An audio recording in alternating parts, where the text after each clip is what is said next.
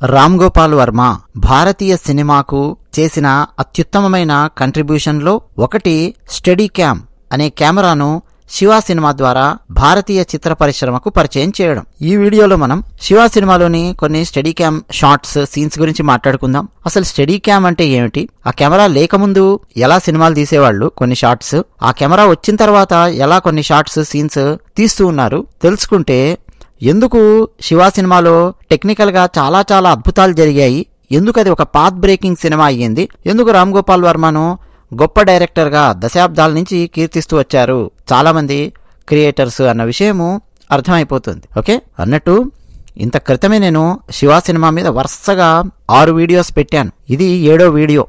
ఈ సిరీస్ అస్సలు మిస్ అవ్వకండి, ఇంకా చాలా వీడియోస్ పెట్టే ప్లాన్ కూడా ఉంది నాకు. సో వరుసగా మిస్ అయిపోయినటువంటి ఆ సిరీస్ మొత్తం చూడండి. ఒక ప్లేలిస్ట్ గా చేసి మా ఛానల్లో పెట్టడం జరిగింది. ప్లేలిస్ట్ లోపలికి వెళ్ళి మీరు శివాకు సంబంధించిన వీడియోస్ చూస్తే వరుసగా వీడియోస్ వస్తాయి. మీకు తెలిసిన వాళ్లకు, సినిమా మీద ఆసక్తి ఉన్న వాళ్ళకు కూడా చెప్పండి, వాళ్ళు కూడా చూస్తారు, ఎంజాయ్ చేస్తారు. ఓకేనా? అన్నట్టు మా ఛానల్ నచ్చితే సబ్స్క్రైబ్ అవ్వండి, మర్చిపోకండి. వీడియో నచ్చితే ఒక లైక్ కొట్టండి. మీ అభిప్రాయాలు రెగ్యులర్ గా కామెంట్ సెక్షన్ లో రాసి మాతో పంచుకుంటున్న ప్రతి ఒక్కరికి నేను ధన్యవాదాలు చెప్తూ ఉన్నాను. స్టడీ క్యామ్ అనే కెమెరా లేకుండా ఏ పెద్ద సినిమా కూడా, యాక్షన్ సీక్వెన్సెస్ ఉన్న సినిమాలు, పరిగెత్తే సీక్వెన్సెస్ ఉన్న సినిమాలు, అసలు ఏ సినిమాలు కూడా తీయలేరండి. ఆ స్థాయిలో స్టడీ క్యామ్ అనేది ఉపయోగపడుతోంది. తీయలేరు అంటే దాని పక్కన పెడితే వీళ్ళ ఎఫర్ట్ అనేది పెరుగుతుంది. బాహుబలి సినిమా తీసుకొని చూడండి, ఆ పేర్లలో స్టడీ క్యామ్ ఆపరేటర్స్ పేర్లు పడతాయి. RRR తీసుకొని చూడండి, పుష్ప సినిమా తీసుకొని చూడండి, కాంతారా తీసుకొని చూడండి. కొత్త కొత్త సినిమాల పేర్లే చెప్తున్నాను, పాతవి చెప్పట్లేదు అనుకుంటున్నారా? మీ ఇష్టం, ఎంత పాత అయినా వెళ్ళండి. పోకిరి సినిమాకి వెళ్ళండి, మీకు ఇష్టం వచ్చిన సినిమా తీసుకోండి. మంచి యాక్షన్ ఓరియంటెడ్ సబ్జెక్ట్ ఉన్నటువంటి సినిమా, పెద్ద బ్లాక్ బస్టర్ భారీ సినిమా, లేదు ఫ్లాప్ అయిన భారీ సినిమా, ఏదైనా తీసుకోండి. Not only Telugu movie, Hindi cinema తీసుకోండి, తమిళ సినిమా తీసుకోండి, రజనీకాంత్ గారి ఆ సినిమా అండి, ఈ సినిమా, మీ ఇష్టం చెప్పండి. స్టడీ క్యామ్ అనే కెమెరా లేకుండా వీళ్ళు సినిమాలు తీయడం లేదు. అది చాలా చాలా మ్యాండేటరీ ఐటమ్ లాగా మారింది. పేర్లలో కూడా ఇప్పుడు క్లియర్ కట్ గా స్టడీ క్యామ్ ఆపరేటర్స్ అని చెప్పి వేసి ఎవరెవరు ఆపరేట్ చేశారో వాళ్ళ పేర్లు వేస్తున్నారు. ఇంకా ఆశ్చర్యకరమైన విషయం చెప్పనా, నేను చాలా వీడియోస్ అని చాలా ఎడిట్ చేస్తూ ఉంటాను. అందులో భాగంగా చాలా సంవత్సరాల తర్వాత స్టడీ క్యామ్ అన్నది ఎడిటింగ్ సాఫ్ట్వేర్ లో కూడా ఇంట్రడ్యూస్ అయ్యింది. ముఖ్యంగా యానిమేషన్ ఎఫెక్ట్స్ తో సినిమాలు తీసేవాళ్ళు. ఫర్ ఎగ్జాంపుల్ మహావతార నరసింహ సినిమా వచ్చింది, అది యానిమేటెడ్ మూవీ కదా. ఆ యానిమేటెడ్ మూవీ చేసేటప్పుడు రకరకాల సాఫ్ట్వేర్ ఉపయోగిస్తారు కదా. ఆ సాఫ్ట్వేర్ లో ఇప్పుడు mid shots, long shots, camera angles, shots ఉంటాయి కదా. అందులో ఒకటి నువ్వు స్టడీ క్యామ్ వాడాలనుకుంటున్నావా ఇప్పుడు ఈ సీన్ కి అని చెప్పి ఉంటుంది. స్టడీ క్యామ్ ని యూజ్ చేసామనుకోండి, మనం అక్కడ నరసింహస్వామి వారు హిరణ్యకశిపుని తరుముతూ ఉన్నాడు అనుకోండి, ఆ స్టడీ క్యామ్ తో క్యాప్చర్ చేస్తుంది సాఫ్ట్వేర్. సో స్టడీ క్యామ్ అనేది సాఫ్ట్వేర్ లోపలికి కూడా వచ్చింది. సో అంత ముఖ్యమైనటువంటిది స్టడీ క్యామ్. అలాంటి దాన్ని మన ఇండియన్ సినిమాకు ఇంట్రడ్యూస్ చేసినటువంటి డైరెక్టర్ రామ్ గోపాల్ వర్మ. చాలా మంది ఏమనుకుంటారంటే శివ సినిమా గురించి ఎందుకు ఎక్కువ మాట్లాడుతున్నాను అని చెప్పి అనుకోవచ్చు. కొంతమంది రామ్ గోపాల్ వర్మ మీద ఉన్న కోపంతో ఆబ్జెక్టివ్ గా ఆలోచించకుండా శివ సినిమా మీద కోపాన్ని చూపించవచ్చు, రామ్ గోపాల్ వర్మ మీద కోపాన్ని చూపించవచ్చు. అవన్నీ నేను అర్థం చేసుకుంటాను. కానీ మాట్లాడడానికి అంతుంది సబ్జెక్ట్. శివ సినిమాకి సంబంధించి సబ్జెక్ట్ లేకపోతే నేను ఎందుకు మాట్లాడతానండి? ఎందుకంటే మన భారతదేశంలో ఉండే పెద్ద పెద్ద డైరెక్టర్స్ కు, భారీ భారీ సినిమాలు తీసే డైరెక్టర్స్ అందరికీ తెలుసు ఆ స్టడీ క్యామ్ ఎంత ఉపయోగపడుతుందో. దాన్ని తీసి పక్కన పెట్టేసేస్తే ఎన్ని సమస్యలు వస్తాయో తెలుసు. ఓల్డ్ స్కూల్, ఓల్డ్ ట్రిక్స్కి వెళ్ళిపోవాలి, చాలా చాలా టైం టేకింగ్, చాలా సమస్యలు వస్తాయి. అవన్నీ మనం ఇందులో మాట్లాడుకుందాం. శివ సినిమాలో steady cam shot, Nagarjuna JD చక్రవర్తిని పరిగెత్తించి కొడతాడు. ఇది ఐకానిక్ సైకిల్ చైన్ లాగే ఆ షాట్ ఉంటుంది కదా. ఆ తర్వాత సైకిల్ చైన్ తో కొడతాడు. ఆ తర్వాత ఇక వెంటబడతాడు. జేడి చక్రవర్తి ఇష్టం వచ్చినట్టు మెట్లెక్కుతాడు, అటు ఇటు పరిగెత్తుతాడు, క్లాస్ రూముల్లోకి వెళ్తాడు, ఇష్టం వచ్చినట్టుగా పరిగెత్తించి కొడతాడు. అదొక సీన్. 2, శుభలేఖ సుధాకర్ ని హత్య చేసేటప్పుడు వ్యాన్ లో నుంచి కిందికి దిగిన తర్వాత శుభలేఖ సుధాకర్ పారిపోతూ ఉంటాడు, ఇష్టం వచ్చినట్టుగా పారిపోతూ ఉంటాడు. ఆ తర్వాత శుభలేఖ సుధాకర్ ని చాలా దారుణంగా గొడ్డలతో చంపేస్తారు. ఈ సీన్. ఇలా కొన్ని సీన్స్ అన్నమాట. ఏమి డిఫరెన్స్ ఉంది ఈ సీన్స్ లో అంటే, స్టడీ క్యామ్ అనే కెమెరాను ఈ సీన్స్ లో ఉపయోగించడం వల్ల ఏమైందంటే, సినిమా థియేటర్ లో సినిమా చూసే ప్రేక్షకులు ఏం ఫీల్ అయ్యారో తెలుసా? ఈ నాగార్జున పక్కనే నేనున్నాను, ఒక నాగార్జుననే కాదు, నాగార్జున పక్కన నేను కూడా ఉండి నాగార్జునతో పాటు ప్యారలల్ గా పరిగెత్తుతూ ఆ జేడి చక్రవర్తి అనే వాడిని పరిగెత్తించి కొడుతూ ఉన్నాము అని సినిమా చూసే ప్రేక్షకులు ఫీల్ అయ్యారు. అలాగే సినిమా చూసే ప్రేక్షకులు శుభలేఖ సుధాకర్ హత్యకు సంబంధించి ఆ చేజ్ అంతా చూస్తూ ఉంటే తమనే శుభలేఖ సుధాకర్ని కాదు, తమనే చంపేస్తూ ఉన్నట్టున్నారు రౌడీలు, తమనే చేస్తూ ఉన్నారు. నేను సినిమా బయట లేను, సినిమా లోపలే ఉన్నాను. నేనేమి కుర్చీలో కూర్చొని థియేటర్లో సినిమా చూడట్లా. నేను డైరెక్ట్ గా సినిమా లోపలికి వెళ్ళిపోయి ఆ పాత్ర పక్కనే ఉండి నేను కూడా పాత్రతో పాటు పరిగెత్తుతున్నాను అన్న ఫీలింగ్ ప్రేక్షకులలో కలిగింది. నిజానికి ఇలాంటి ఫీలింగ్ కలిగించాలంటే అది 3D సినిమా అయ్యి ఉండాలి. మీలో చాలా మంది చూసుంటారు. 3D సినిమా చూసేటప్పుడు ఆ ఎఫెక్ట్ ఉంటుంది. బాణం వేస్తే మన మొహం మీదకి బాణం వచ్చినట్టు ఫీల్ అవుతాం, పాము కాటేస్తే మన మొహం మీద కాటేస్తోందని ఫీల్ అవుతాం. ఆ తర్వాత 4D మూవీస్ వచ్చాయి, ఆ తర్వాత 5D ఎఫెక్ట్స్ తో కొన్ని థియేటర్స్ ఉన్నాయి ప్రపంచంలో. అంటే ప్రేక్షకుణ్ణి డైరెక్ట్ సినిమా లోపలికి తీసుకెళ్లి ప్రేక్షకుణ్ణి కూడా సినిమాలో భాగం చేసి ఆ సినిమాలో ప్రేక్షకుడు నిలబడి తన పక్కనే పరిగెత్తుతున్నారు, తను వాళ్ళతో పాటు పరిగెత్తుతున్నాడు అన్న ఫీలింగ్ క్రియేట్ చేయగలిగాడు రామ్ గోపాల్ వర్మ. ఇది స్టడీ క్యామ్ అనే కెమెరా వల్ల సాధ్యం అయ్యింది. మరి స్టడీ క్యామ్ లేకముందు ఎలా తీసేవాళ్ళు, ఏం జరిగి ఉండేది తెలుసుకోవాలంటే నేను మీకు నా నేరేషన్ పద్ధతిలో 1-2 ఎగ్జాంపుల్స్ ఇస్తాను. ఒక పెద్ద గ్రౌండ్ ఊహించుకోండి, గుర్రాలు పరిగెత్తే గ్రౌండ్. గుర్రాలు ట్రాక్ మీద పరిగెత్తుతూ ఉంటాయి, మీరు కూడా కొన్ని సినిమాలలో చూసి ఉండొచ్చు హార్స్ రేసింగ్ ఎలా ఉంటుంది అన్నది కదా. ఒకే ఒక గుర్రం ఉంది, ట్రాక్ ఉంది, ఆ ట్రాక్ లో గుర్రం పరిగెత్తాలి. ఎలా పరిగెత్తుతుంది? చక్కగా అది ఆ ట్రాక్ లోపలే స్ట్రైట్ లైన్ లాగా పరిగెత్తుతూ ఉంటుంది, మధ్యలో కరువు తిరిగినప్పుడు అది కూడా కరువు తిరుగుతుంది, రౌండ్గా అలా ట్రాక్ లో పరిగెత్తుతుంది గ్రౌండ్ లో. ఇది పాయింట్ నెంబర్ 1. నెక్స్ట్, గుర్రాన్ని తీసి పక్కన పెట్టి అదే ట్రాక్ లో ఒక పామును వదిలిపెట్టండి. పాము ఎలా పరిగెత్తుతుంది? పాము పరిగెత్తేటప్పుడు వంపులు సొంపులు తిరుగుతూ ఒక బ్యూటీ ఉంటుంది పాము పరిగెత్తడంలో.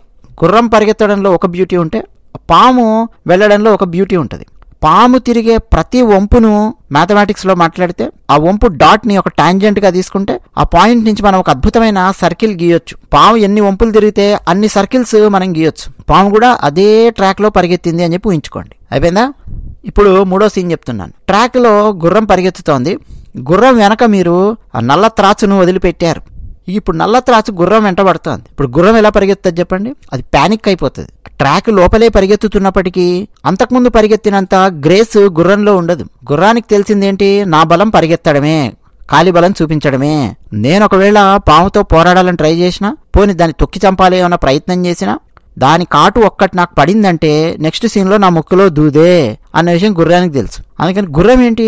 ఆ ట్రాక్ లో పరిగెత్తామని మనం చెప్పాం, మనం కండిషన్ చెప్పాం, కానీ అది ఫుల్ యాంగ్జైటీకి లోనై దాని బీపీ పెరిగిపోయి దాని హార్ట్ బీట్ పెరిగిపోయి ఇష్టం వచ్చినట్టు పిచ్చగా పరిగెత్తుతుంది గుర్రం. ఎందుకని? పాము స్ట్రైట్ లైన్ లో రాదు కదా, పాము వంపులు తిరుగుతూ వస్తూ ఉంటది. సో ఏ వంపు తిరిగినప్పుడు నన్ను కాటేస్తుందో తెలియదు, ఎక్కడ కాటేస్తుందో తెలియదు. ఇది గుర్రం టెన్షన్, పరిగెత్తే విధానం. ఇప్పుడు 4వ సీన్ చెప్తాను.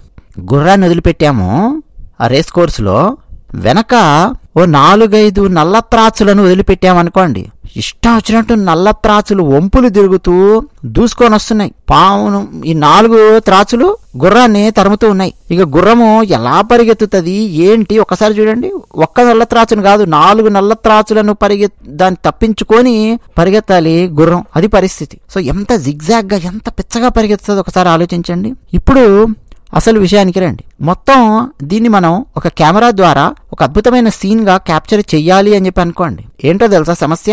అంతకుముందు శివ సినిమా రాకముందు ఇదే సీన్ తీయాలి మన భారతదేశంలో ఇండియన్ స్క్రీన్ మీద ఏ లాంగ్వేజ్ లో అయినా సరే ఈ సీన్ తీయాలి అని చెప్పంటే చాలా విధానాలు ఉన్నాయి. కానీ ప్రతి విధానంలో కూడా ఒక సమస్య ఉంది. ఫస్ట్ ఒక విధానం, ఒక కెమెరామెన్ ఒక హ్యాండ్ హెల్డ్ కెమెరా పట్టుకోవాలి, పెద్ద కెమెరా పట్టుకొని వెనక పరిగెత్తుకుంటూ వచ్చి దీన్ని క్యాప్చర్ చెయ్యాలి. ఏమవుతుందో తెలుసా? సీన్ చూసిన తర్వాత మనం స్క్రీన్ మీద వేసుకొని చూస్తే, ఎంత పెద్ద స్క్రీన్ మీద వేసుకొని చూస్తే అంత పెద్ద లోపంగా అనిపిస్తుంది. కథాపరంగానేమో సీన్ చాలా టెన్షన్ తో ఉంది, గుర్రాన్ని 4 పాములు తరుముతూ ఉన్నాయి. బట్ షార్ట్ చూస్తే అన్ప్రొఫెషనల్ గా కనిపిస్తుంది. మనం గనక ఏదో మొబైల్తో రికార్డ్ చేసినట్టు, లేదు హోమ్ వీడియో ఇంట్లో ఏ గృహప్రవేశానికో ఏ ఇంట్లో సత్యనారాయణ వ్రతానికో మనం ఇంట్లో చిన్న కెమెరా పట్టుకొని హ్యాండ్ హెల్డ్ కెమెరా పట్టుకొని రికార్డ్ చేస్తుంటాం కదా, ఏమవుతుందో తెలుసా? పెద్ద స్క్రీన్ మీద వేసుకొని చూస్తే ఫుల్ షేకీగా, నర్వస్ గా, కేయాటిక్ గా, రఫ్ గా, అన్ప్రొఫెషనల్ గా కనిపిస్తుంది. ఆ చూసేవాళ్ళు డిస్కనెక్ట్ అయిపోతారు.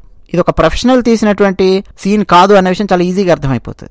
సో హ్యాండ్ హెల్డ్ కెమెరా పట్టుకొని తీస్తే అదొక సమస్య. మరి అంతకుముందు ఏం చేసేవాళ్ళు? ఈవెన్ హాలీవుడ్ కానీ బాలీవుడ్ కానీ ఇండియాలో కానీ అంటే మెటల్ ట్రాక్స్ వేసుకునేవాళ్ళు. అంటే ట్రైన్ ట్రాక్ లాంటిది ఒకటి వేసుకునేవాళ్ళు. ఆ ట్రైన్ ట్రాక్ ఎలా ఉండేదంటే, ఇంట్లో పిల్లలు ఆడుకునే బొమ్మ రైలుకు ట్రాక్ ఉంటుంది, దానికంటే ఎక్కువ, అసలు ట్రైన్ ట్రాక్ కంటే తక్కువ. గ్యాంగ్ లీడర్ రావు గోపాలరావు గారి భాషలో చెప్పాలంటే పిల్లల ట్రైన్ ట్రాక్ కంటే ఎక్కువ, అసలు ట్రైన్ ట్రాక్ కంటే తక్కువ. ఆ మధ్యలో ఉండే విధంగా ఆ సైజులో ఒక ట్రైన్ ట్రాక్ లాంటిది ఉండేది. మెటల్ ట్రాక్స్ వేసి ఆ ట్రాక్స్ మీద ఒక బండి లాంటి దాన్ని పెట్టి, ఒక స్మాల్ కార్ట్ గాని వీల్స్ తో ఉండేది పెట్టి, దాని మీద కెమెరాని పెట్టేవాళ్ళు. అన్నట్టు ఆ స్మాల్ కార్ట్ తో ఉండే వీల్స్ లాంటి దాన్ని డాలీ అని చెప్పి పిలుస్తారు సినిమాటోగ్రఫీ పరిభాషలో. దాని మీద కెమెరా పెట్టి, కెమెరామెన్ టేక్ ఎప్పుడైతే చెప్తాడో డైరెక్టర్, ఆ డాలీని స్లోగా పుష్ చేస్తూ ఉంటాడు. ముందర గుర్రం పరిగెత్తుతోంది, వెనక 4 పాములు పరిగెత్తుతున్నాయి, దాని వెనక ట్రైన్ ట్రాక్ లాంటిది ఉంది. ఆ ట్రాక్ నుంచి స్లోగా కెమెరాని ముందుకు పుష్ చేస్తూ ఉంటాడు ఆ మూమెంట్ తీసుకురావడానికి. ఇట్లా క్యాప్చర్ చేసేవాళ్ళు. ఇది ఒక విధానం. కాకపోతే దీంట్లో సమస్య ఏంటో తెలుసా? ఈ ట్రాక్స్, మెటల్ ట్రాక్స్ విధానం అనేది స్ట్రెయిట్ లైన్స్ లో మాత్రమే వర్క్ అవుతుంది. లేదు కర్వ్స్ ఏమన్నా ఉన్నా కానీ జెంటిల్ కర్వ్స్ ఉంటాయి చూడండి, అక్కడ వర్క్ అవుతుంది. పాము ఎంత అయితే నీట్ గా ఒక వంపు తిరుగుతుందో అలాంటి ఒక వంపులాగా ట్రాక్ వేయమన్నా కానీ జెంటిల్ కరువుతో ట్రాక్ వేయమన్నా వేసేవాళ్ళు. స్ట్రెయిట్ లైన్ లేదా జెంటిల్ కరువు. ఇంకో పాయింట్ ఏంటో తెలుసా?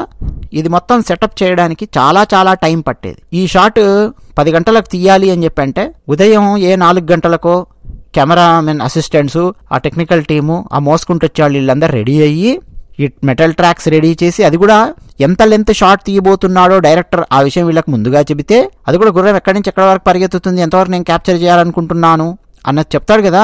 అంతవరకు వీళ్ళు ట్రాక్ వేయాలంటే అన్ని మోసుకొచ్చి వాటిని ఫిక్స్ చేసి, దాని మీద డాలీ అవన్నీ ఫిక్స్ చేసి 2-3 సార్లు అది పుష్ చేసి సెట్ చేసి చూసుకొని వీళ్ళు 9:30 వరకు రెడీ చేసి పెడితే అప్పుడు డైరెక్టర్ వీళ్ళందరూ దిగి 10 గంటలకు షాట్ తీస్తారు. అంటే ఎంత పెద్ద వర్క్ ఉందో చూడండి, సెటప్ టైం ఎంత ఉందో చూడండి. అలాగే ఇక్కడ ఇంకో పెద్ద లోపం ఉంది. ఇప్పుడు నేను ఈ గుర్రం గురించి, పాముల గురించి, గ్రౌండ్ లో స్ట్రైట్ లైన్లు, గ్రౌండ్లు ఇవన్నీ చెప్పాను. అదే గుర్రాన్ని రోడ్ మీద వదిలిపెట్టండి, వెనక 4 పాములు తరుముతున్నాయి, ఇష్టం వచ్చినట్టు గుర్రం పరిగెత్తుతోంది.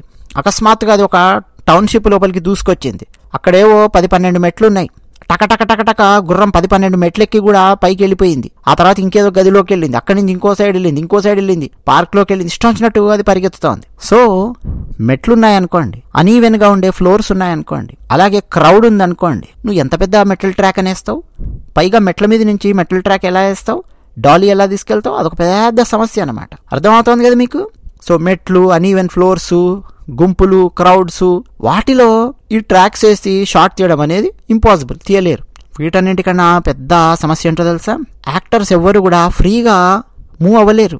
మూమెంట్ మొత్తం రెస్ట్రిక్ట్ అయిపోతుంది యాక్టర్స్. ఇది ఆ మూమెంట్ ఎట్లా ఫీల్ అవుతారు యాక్టర్స్ అంటే, ఇదంతా మొత్తం ప్లాన్డ్ మూమెంట్, సహజత్వం లేదు దీంట్లో అని చెప్పి యాక్టర్స్ ఫీల్ అవుతారు. ఎందుకని? గుర్రానికి, పాములకి డైరెక్టర్ చెప్పాడు ఎంత దూరం పరిగెత్తాలి, ఇక్కడి నుంచి అంతవరకే పరిగెత్తాలి, ఎలా పరిగెత్తాలి, ఇలాగే పరిగెత్తాలి. ఎందుకని? వేరే విధంగా నీకు పరిగెత్తడం చేత కాదు కాబట్టి, నువ్వు పరిగెత్తినా మేము తీయలేము, మాకు తీయడం చేత కాదు కాబట్టి నువ్వు ఇలా పరిగెత్తాలి. సో యాక్టర్ యొక్క మూమెంట్ మొత్తం ఒక ప్లాన్డ్ లాగా, అన్యాచురల్ గా, ఆర్టిఫిషియల్ గా ఉంటుంది. ఎగ్జాక్ట్ గా అండి మన భారతీయ సినిమాలు మీరు మొత్తం శివ సినిమా కంటే ముందు మీరు తీసుకొని చూస్తే చాలా షార్ట్స్ టెక్నాలజీ వల్ల రెస్ట్రిక్ట్ అయిపోయి ఉండేవి. ఏం చేయాలో అర్థం కాదు. మీరు హాలీవుడ్ మూవీస్ ఏదన్నా తీసుకొని చూడండి, 1970s కంటే ముందు మన బాలీవుడ్ మూవీస్, లేకపోతే తమిళ మూవీస్, తెలుగు మూవీస్, కన్నడ అన్ని 1989 కంటే ముందు చూడండి, ఇదే పరిస్థితి. హ్యాండ్ హెల్డ్ కెమెరాతో కూడా కొంతమంది ప్రయత్నం చేసేటటువంటి వాళ్ళు ఉన్నారు. వార్ సీన్స్ అలాంటివి తీసినప్పుడు హాలీవుడ్ లో, for example the battle of Algiers అని చెప్పి 1966 లో ఒకటి వచ్చింది. హ్యాండ్ హెల్డ్ కెమెరాతో కొన్ని షార్ట్స్ తీశారు. అవి ఇంటెన్స్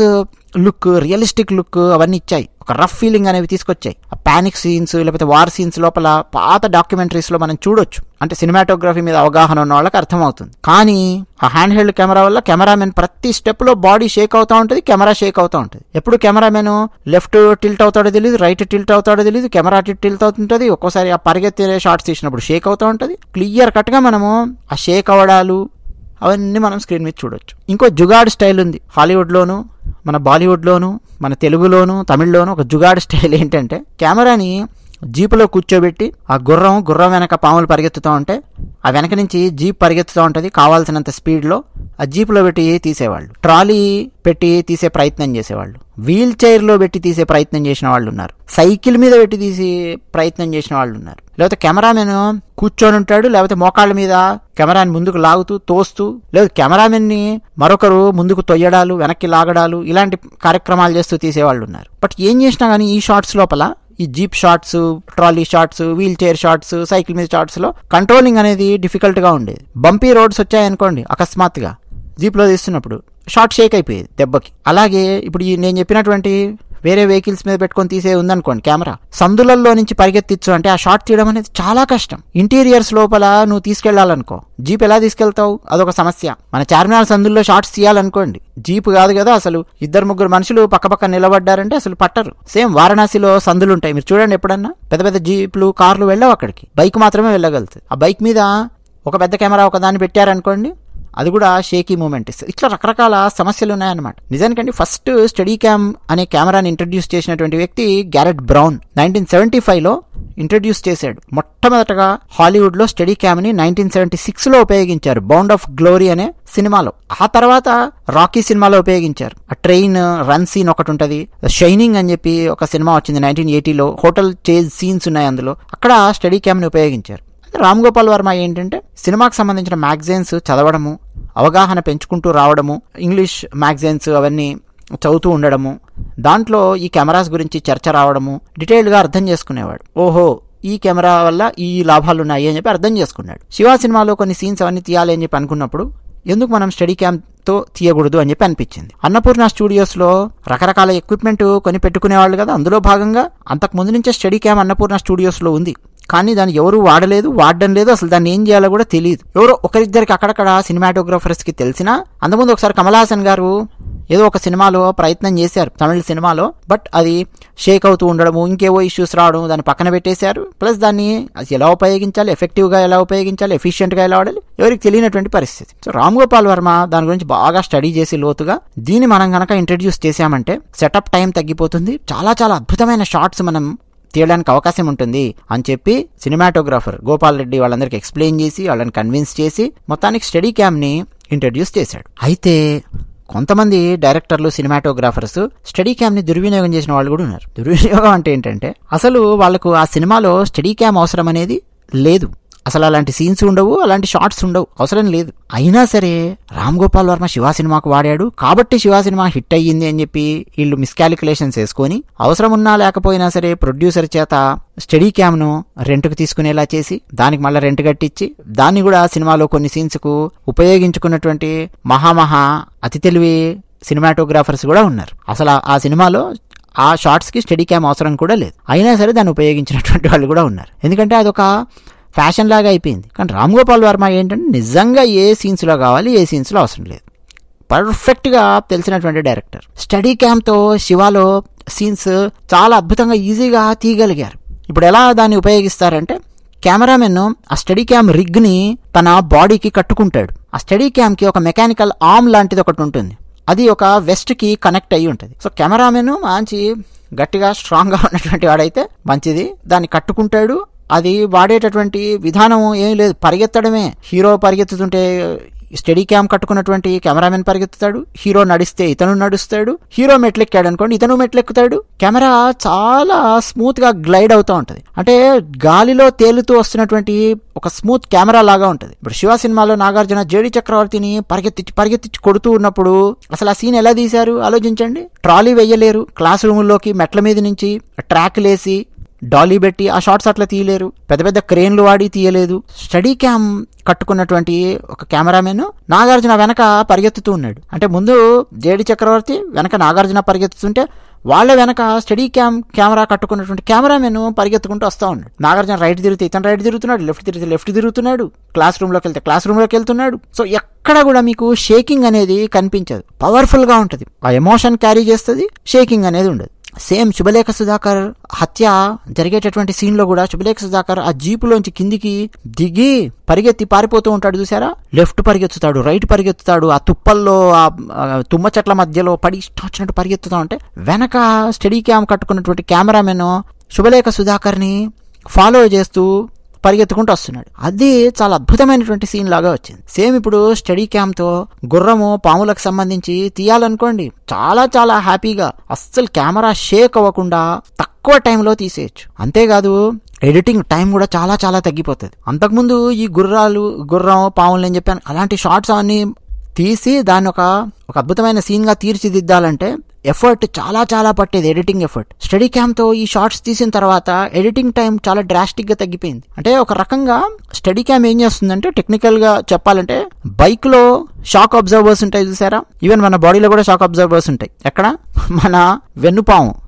మన వెన్నుపూసలో, మన స్పైనల్ కార్డ్లో మధ్యలో కుషన్స్ లాంటివి ఉంటాయి. అవి కొంచెం బయటకు వచ్చాయంటే డిస్క్ బల్జ్ అయింది అంటారు, ఇంకా బయటకు వచ్చిందంటే డిస్క్ హెరినేటెడ్ డిస్క్ అంటారు. అవి కుషన్ లాంటివి మన వెన్నుపూసల మధ్యలో ఉండి మన వెన్నుపూసను రక్షిస్తూ ఉంటాయి, షాక్ అబ్జర్వర్స్ లాగా. సేమ్ బైక్లో కూడా ఉంటాయి, కార్లో ఉంటాయి. సేమ్ స్టడీ క్యామ్ కూడా ఒక షాక్ అబ్జర్వర్ ఎఫెక్ట్తో అది పనిచేస్తుంది. కెమెరామెన్ మూవ్ అయినా అటు ఇటు తిరిగినా షాట్ షేకింగ్ లేకుండా, జర్కింగ్ లేకుండా, పరిగెత్తినా సరే, నడిచినా సరే, మెట్లెక్కినా, ఏం చేసినా సరే జోక్స్ లేకుండా అద్భుతంగా ఉంటుంది అనమాట. ఎప్పుడైతే నాగార్జున దీన్ని ఇంట్రడ్యూస్ చేశాడో ఫస్ట్ చాలా మంది చూస్తున్నటువంటి సామాన్యమైన ప్రేక్షకులకు అర్థం కాలేదు. వాళ్ళకి అర్థమైంది ఏంటో తెలుసా, ఇదేదో చాలా కొత్తగా ఉంది, చాలా అద్భుతంగా ఉంది సినిమా. అంతకుముందు హీరో రౌడీని పరిగెత్తించి తంతూ ఉంటే నాకు రానటువంటి ఎఫెక్ట్ ఏదో ఈ సినిమాలో ఏదో మ్యాజిక్ ఉంది, నాకు అర్థం కావట్లేదు. ఏం మ్యాజిక్ అర్థం కావట్లేదు. 3D సినిమా కాదు, నేను కూడా హీరోతో పరిగెత్తుతున్నా, నేను కూడా ఆ సందుల్లో పరిగెత్తుతున్న ఫీలింగ్ వస్తుంది. ఈవెన్ నాగార్జున గారు సందుల్లో పరిగెత్తారు సరే, పాపనెత్తుకొని ఆ సైకిల్ చేజ్ తర్వాత ఒక అంబాసిడర్కు సైకిల్ కొట్టుకొని కింద పడిపోయి అక్కడి నుంచి సందుల్లో పడి నాగార్జున పరిగెత్తుతూ ఉంటే సేమ్ గుర్రంలాగా వెనక నుంచి పాముల్లాగా 4 రౌడీస్ హాకీ బ్యాట్లు రాడ్లు పట్టుకొని తరుముతూ ఉంటే పానిక్ అయ్యి ఆ పాపని ఎత్తుకొని ఎటు పరిగెత్తుతున్నాడో తనకే తెలియనంత ఆ యాంగ్జైటీతో అటు ఇటు లెఫ్ట్ రైట్ పిచ్చగా పరిగెత్తుతూ ఉంటాడు. రెస్ట్రిక్షన్ లేదు నాగార్జునకి. ఈవెన్ జేడి చక్రవర్తిని కొట్టేటప్పుడు కూడా రెస్ట్రిక్షన్ లేదు, నువ్వు ఇలా రావాలి, అక్కడికి వెళ్ళాలి. నువ్వు ఎంతసేపు పరిగెత్తు, ఎటు పరిగెత్తు, ఈ మెట్లెక్కుతావో ఎక్కువ, క్లాస్ రూమ్లోకి వెళ్తావో ఎళ్ళు, అక్కడ వెళ్తావా అక్కడ, నువ్వు ఏమైనా చెయ్యి, మొత్తం నేను క్యాప్చర్ చేస్తా, నాకు కావాల్సినటువంటి ఎఫెక్ట్ నేను తీసుకుంటాను. ఇది డైరెక్టర్ అంతా న్యాచురల్గా యాక్టర్స్కి యాక్ట్ చేయగలిగే అవకాశాన్ని ఇవ్వగలిగాడంటే స్టడీ క్యామ్ వల్ల ఇవ్వగలిగాడు. మూమెంట్ రెస్ట్రిక్ట్ చేయలేదు యాక్టర్స్. అందుకే మీకు వాళ్ళు ఎవరు పరిగెత్తినా చేజ్ సీన్స్ కానీ న్యాచురల్గా ఉన్నాయి. సందుల్లో పరిగెత్తేటప్పుడు కూడా నాగార్జున న్యాచురల్గా ఉంటుంది. అందుకే ఇప్పటికీ మీరు చూసారా కొన్ని సినిమాలలో రే రామ్ గోపాల్ వర్మ సందుల్లో పరిగెత్తించి కొడతాను రా అని చెప్పి కామెడీగా కొన్ని సీన్స్ లో డైలాగ్స్ ఉంటాయి. సందులు అని చెప్పి కనిపించగానే రామ్ గోపాల్ వర్మ సందులు అని చెప్పి పిలవడం మొదలుపెట్టే వాళ్ళు జనాలు, కామెడీగా కానీ సరదాగా ఫ్రెండ్స్ మాట్లాడుకునేటప్పుడు కానీ. సందులు అంతకుముందు కూడా ఉన్నాయి, లేవా అంటే అంతకుముందు ఉన్నాయి, కానీ ఎఫెక్ట్ అనేది చాలా న్యాచురల్ ఇంపాక్ట్ అనేది తీసుకొని వచ్చాడు. ఆ తర్వాత నేను మొదట చెప్పినట్టు భారతీయ సినిమాలలో చాలా చాలా పెద్ద సినిమాలు, మీరు ఏ పెద్ద సినిమాలైనా తీసుకోండి, స్టడీ క్యామ్ లేకుండా సినిమా లేదు. బాహుబలి సినిమా స్టడీ క్యామ్ ఉంది, మీ పేర్లలో మీరు చూసుకోవచ్చు కావాలంటే. స్టడీ క్యామ్ ఆపరేటర్స్ ఎవరెవరు ఉన్నారు పేర్లు పడతాయి. RRR, పుష్ప, మీ ఇష్టం, మీకు ఇష్టం వచ్చిన పేరు చెప్పండి, మీకు ఇష్టం వచ్చిన హీరో పేరు చెప్పండి, మీకు ఇష్టం వచ్చిన బ్లాక్ బస్టర్ పేరు చెప్పండి. కాంతారా, మీ ఇష్టం. లేటెస్ట్ వే కాదు, పోకిరి నుంచి మొదలెట్టండి, లేదా అంతకుముందు మొదలెట్టండి. శివ వచ్చిన తర్వాత 1 to 2 years జనాలకు, ముఖ్యంగా డైరెక్టర్లకు, ప్రొడ్యూసర్స్కి, సినిమాటోగ్రఫర్స్కి దాన్ని అర్థం చేసుకోవడానికి టైం పట్టింది. మెల్లిమెల్లిగా ఇంట్రడ్యూస్ చేయడం మొదలెట్టారు. వాళ్ళ ఎఫర్ట్స్ బాగా తగ్గిపోయాయి. అందుకే చాలామంది అండి ఈవెన్ బాలీవుడ్లో కూడా బాగా అడ్మైర్ చేస్తారు రామ్ గోపాల్ వర్మని. సినిమాటోగ్రాఫర్స్ కానీ కెమెరాతో ఏం చేయించగలము, ఏం చేయించలేము, ఎఫర్ట్ ఎలా తగ్గించవచ్చు, కాస్ట్ ఎట్లా తగ్గించవచ్చు, ప్రొడక్షన్ది ఎడిటింగ్ టైం ఎట్లా తగ్గించవచ్చు, ఇంత technical aspects Ram Gopal Varma introduce చేశాడు శివ సినిమా ద్వారా. సో బంపీ రోడ్స్ మీద అయినా తీయొచ్చు, ఈజీగా కంట్రోల్ చేయొచ్చు, ఇంటీరియర్స్లో తీయొచ్చు, నారో స్పేసెస్లో తీయొచ్చు, ఎక్కడైనా తీసేయచ్చు స్టడీ క్యామ్తో. సో ముఖ్యంగా అండి chases, fight scenes, emotional walks ఉంటాయి, ఎమోషనల్ ఎంట్రన్సెస్ ఉంటాయి, ఇవన్నీ కూడా చాలా అద్భుతంగా తీయొచ్చు అనమాట. సో ఇది స్టడీ క్యాంప్ కు సంబంధించిన విషయాలు, విశేషాలు. మరిన్ని విషయాలు తర్వాత వీడియోస్లో మాట్లాడుకుందాం. ధన్యవాదాలు.